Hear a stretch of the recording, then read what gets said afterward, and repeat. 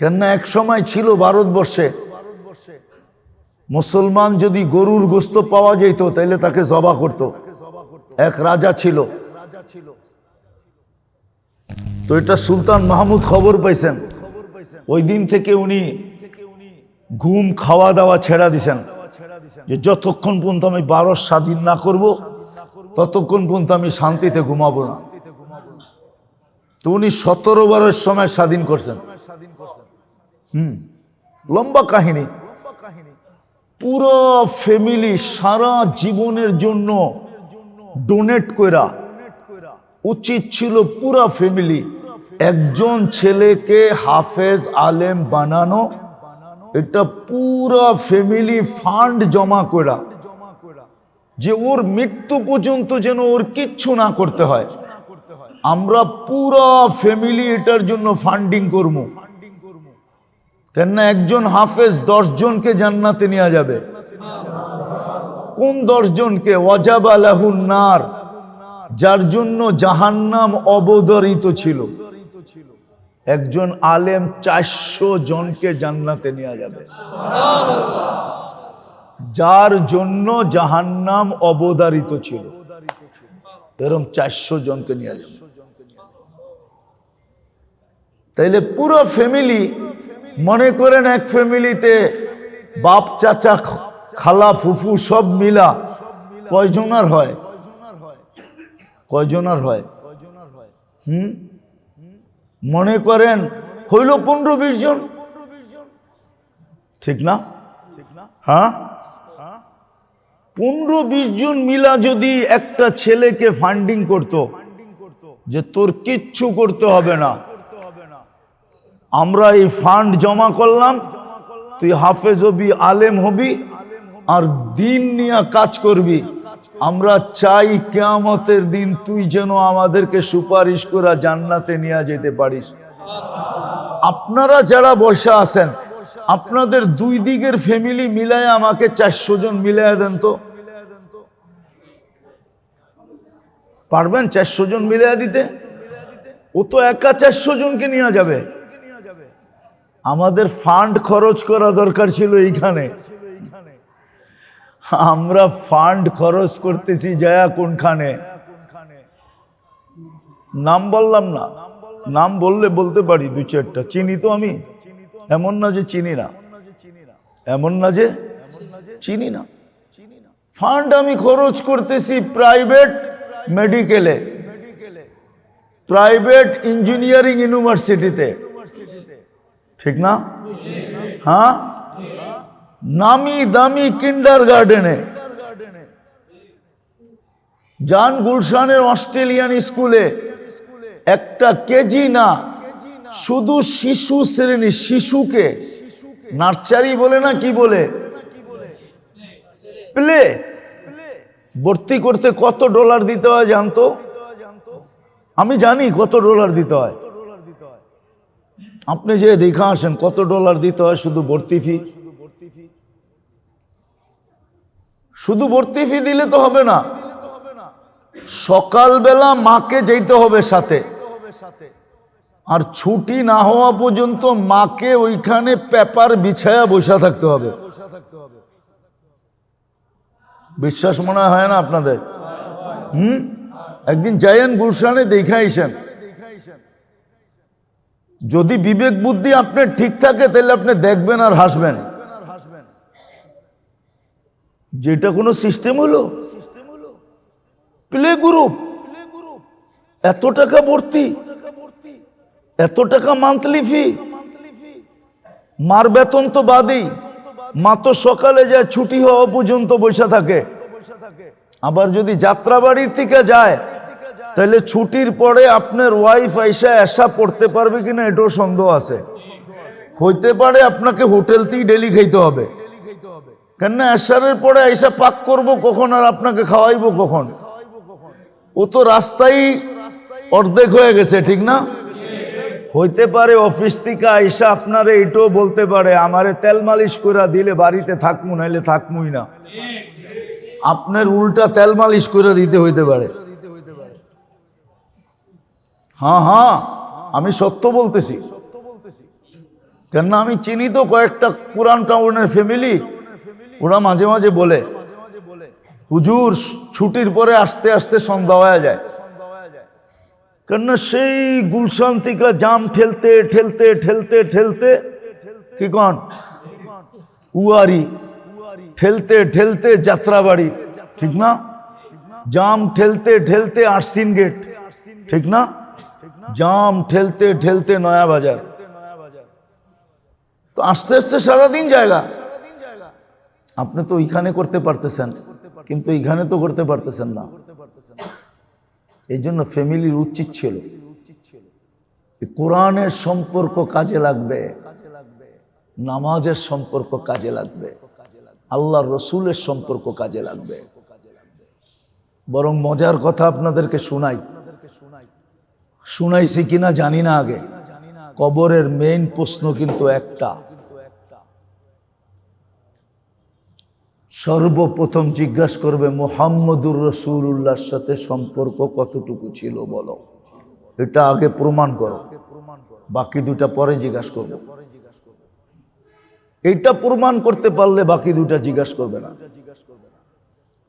এই জন্য মেরে দোস্ত, যেই সম্পর্কগুলা করা দরকার ওগুলা শিখেন, গরালাদেরকে শিখান, মা বোনদেরকে শিখান, বাচ্চা কাচ্চাকে শিখান, নিজেও করেন, এগুলার পিছনে খরচ করেন। দরকার হলে পুরা ফ্যামিলি মিলা ফান্ড জোগাড় করেন, যে পুরা ফ্যামিলির থেকে একজন সুপারিশকারী আমরা বানাইতে চাই, ওর যেন মৌত পর্যন্ত কোনো কাজ না করতে হয়, বরং যে শুধু কিয়ামতের দিন আমাদেরকে নিয়ে যাওয়ার জন্য। শিখেন, এটা করেন, কাজে দিবে। আর না হইলে কিন্তু সত্য এটাই, একদিন আপনার সম্পদেই আপনি মাথায় মারবেন আর চিৎকার দিবেন, কোনো কাজে দিবে না, কোনো কাজে দিবে না। আজকে কোরআনের চুমা দিতে এত কষ্ট লাগে, কালকে দেখবেন চুমাই কাজে দিছে। একজন আপনার সামনে দিয়া কোরআন টানতে টানতে নিয়ে যাবে, ওরে জিজ্ঞাসা করবেন কোরআন তোকে টানতে টানতে নিয়ে যায়, তুই কোরআনের জন্য করছস কি? ও বলবে কিচ্ছু করি না, খালি ডেলি একটা চুমা দিছি এই জন্য নেওয়া যাইতেছে।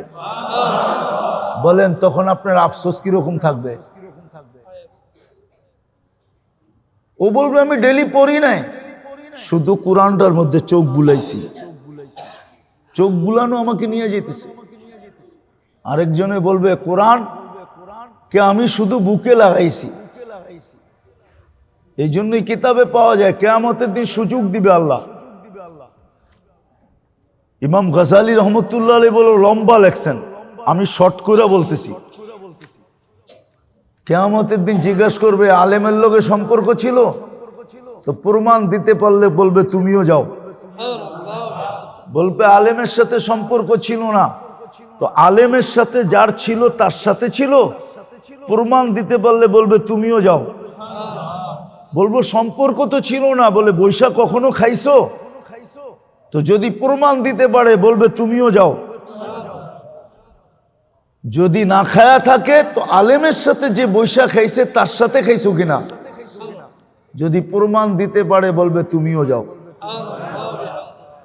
বাজার হবে একদিন, বাজার সেমন বাজার হবে সেমন। এই জন্য শিখেন, বাচ্চা কাচ্চাকে শিখান, মা বোনদেরকে শিখান। এর পিছনেই কিছু করলে করেন, খরচ যদি করতে হয় তাহলে এর পিছনেই করেন। বাকি খরচ আপনার বিরুদ্ধে যাবে, পক্ষে যাবে না।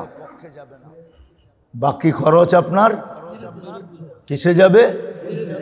বিরুদ্ধে যাবে, পক্ষে যাবে না। এগুলার পিছনে খরচ করলে আপনার বিরুদ্ধে যাবে না, পক্ষে যাবে। উচিত তো এটাই ছিল। কাহিনী আনলে অনেক আনা যায় সত্য। সুলতান মাহমুদ গজনবী রহমতুল্লাহ আলাইহি,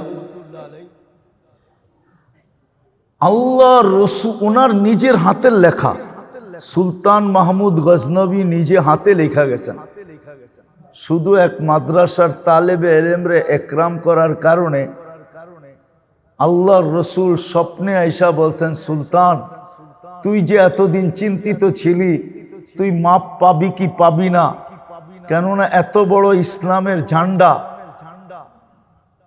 প্রথম যুগ ছাড়া, উমর রাদিয়াল্লাহু তাআলা আনহুর জমানা ছাড়া এত লম্বা এরিয়া পর্যন্ত কেউ উঠায় নাই। তুই যত বড় ইসলামের ঝান্ডা উঠাইছস, উত্তোলন করছস। আপনাদের 12 বছর উনি স্বাধীন করছে। সবচেয়ে বড় যে গির্জা ছিল,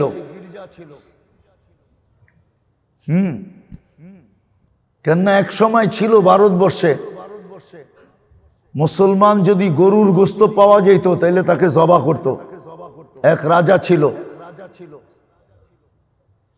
তো এটা সুলতান মাহমুদ খবর পাইছেন। ওই দিন থেকে উনি ঘুম খাওয়া দাওয়া ছেড়া দিছেন, যে যতক্ষণ পর্যন্ত আমি ভারত স্বাধীন না করব ততক্ষণ পর্যন্ত আমি শান্তিতে ঘুমাবো না। তো উনি 17 বারের সময় স্বাধীন করছেন। লম্বা কাহিনী।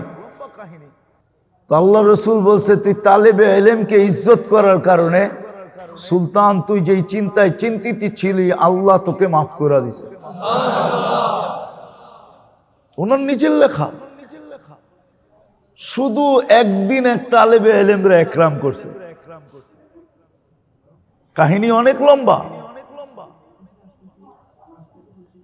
এই জন্য আমরা শিখি এবং এটার পিছিয়ে আমরা খরচ করি, যেই সম্পর্কগুলা চিরস্থায়ী হবে, ক্ষণস্থায়ী না। আজ আছে কাল নাই। আল্লাহ আমাদেরকে জানি না কতটুকু বুঝাইতে পারলাম, জানি না কতটুকু বুঝে আসলো। এই সম্পর্কগুলা গড়েন, এর পিছে দৌড়ান, এর পিছে সবকিছু যতটুক সাধ্য লাগান, যতটুক সাধ্য লাগান।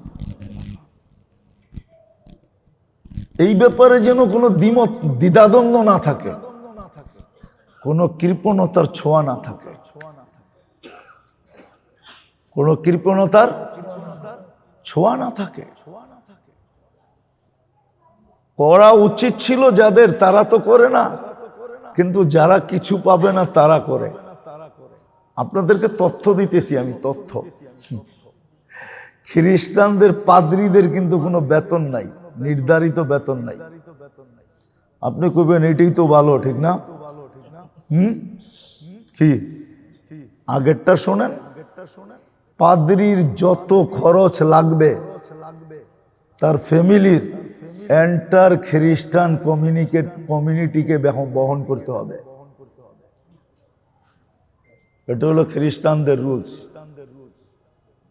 যদি বহন করতে না পারেন তাহলে গির্জার যত আয় সব এন্টার পাদ্রীর নামে যাবে। এই জন্য ভ্যাটিকান সিটির মালিক হলো পোপ। কে? কি? হ্যাঁ, জানেন কি? জানেন তো না? জানেন? ভ্যাটিকান সিটির মালিক হলো পোপ। এন্টার যত টাকা ভ্যাটিকান সিটি, এটা তো একটা সিটি, একটা দেশ। ইটালির ভিতরে একটা স্বাধীন, সবচেয়ে দুনিয়ার ছোট দেশ, ঠিক না? এটা সব আয়ের মালিক হলো পোপ। খ্রিস্টান গির্জার মালিক হলো পাদ্রী। কে? এই জন্যই তো আমেরিকাতে বিক্রি করতে পারতেছে। কে বিক্রি করে? কমিউনিটি। পাদ্রী বিক্রি করে, পাদ্রী মালিক। পাদ্রীকে পালার দায়িত্ব হলো পুরা কমিউনিটি। যত খরচ হোক, ওইখানে হাজার আর লাখ নাই, যা খরচ হবে কমিউনিটি দিবে, দিতে সে বাধ্য, নাইলে ফাইন হবে।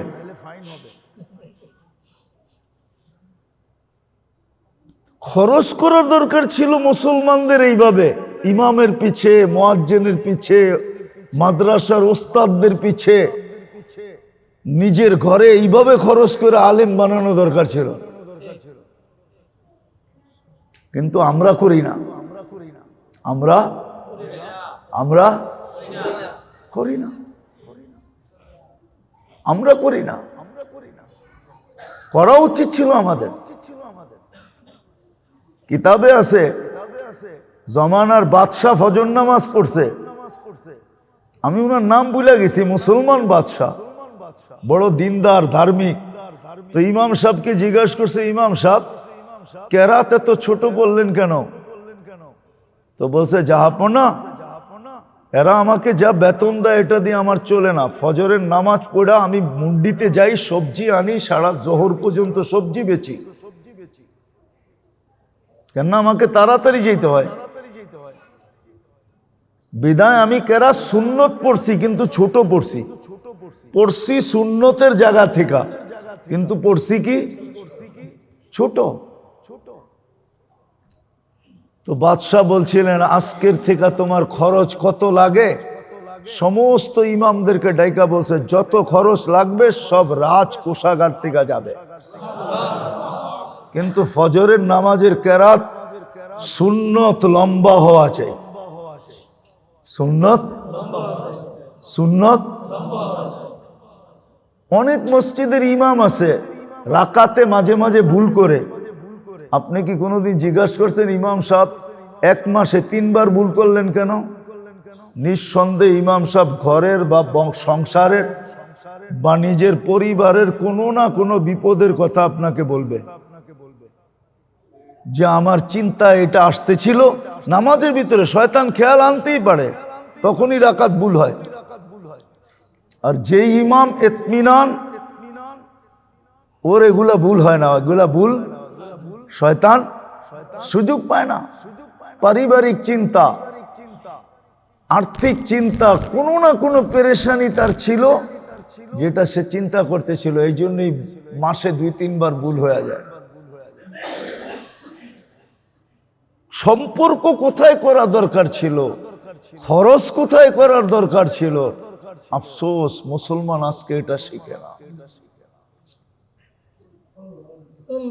শিখে না, অথচ ছেলে রাতোরাত 1000 কোটি টাকার মালিক হয়ে যায়, অথচ বাবায় কবরে পড়া ভুগতেছে, ছেলে খবরও নেয় না, রাতোরাত 1000 কোটি টাকার মালিক হয়ে গেছে। আসে, আমি নাম নিলে আপনারা চিনবেন, কিন্তু নাম নিতেছি না। রাতোরাত বাপ মরছে, ছেলে 1000 কোটি টাকার মালিক, দেশে বিদেশে। কত কোটি? অথচ বাপ কবরে হিসাব দিতেছে, ছেলের খবরই নেই, সে তো ফুর্তিতে আছে। আর যদি খরচ সঠিক জায়গায় করত, সঠিক সম্পর্কের সাথে সম্পর্ক রাখত। এই জন্য মেরে দোস্ত শিখেন, যেটা চিরস্থায়ী থাকবে ওটা কাজে লাগবে। আল্লাহ আমাদেরকে আমল করার তৌফিক দান করেন।